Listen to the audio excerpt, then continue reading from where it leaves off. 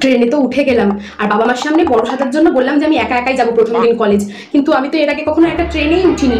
আগে তো সবসময় সব জায়গায় বাবা মাই নিয়ে যেত, আর কোনোদিনও তো বন্ধুদের সাথে ছাড়েও নি যে আমি একা একা চিনবো। কিন্তু ঠিকঠাক উঠলাম তো। বাবা তো বলেই দিয়েছিল শিয়ালদার ট্রেনগুলোই দমদম হয়ে যায়, আর আমি তো দেখলাম ট্রেনের সামনে শিয়ালদাই লেখা ছিল। তার মনে মনে ঠিক ট্রেনেই উঠেছি। তাও একবার জিজ্ঞেস করে নি। বলছি কাকিমা, এই ট্রেনটা দমদম হয়ে যাবে তো? ঠিক আছে, হ্যাঁ আমি দমদমে নামবো। আর কটা স্টেশন পর দমদম? আর 4টে। ও 4টে? আচ্ছা আচ্ছা, ঠিক আছে। কি কি স্টেশন? ওইদিকে তাকাও, ট্রেনের ওখানে লেখা বলবে? দেখাবে আর আচ্ছা ঠিক অ্যানাউন্সমেন্টও আছে। করবে। বলছি কাকিমা, কিছু মনে করবেন না, আসলে আমি তো প্রথম দিন যাচ্ছি। যদি একটুখানি আমাকে বলে দেন দমদম আসার আগে, তাহলে খুব কিন্তু ভালো আমি হয়। তো দমদম আসার ও আগেই নেমে আপনি যাব। এর আগেই নেমে যাবেন? এবার কি হবে? ওখানে লেখা দেখাবে না আর অ্যানাউন্সমেন্ট করবে? আচ্ছা।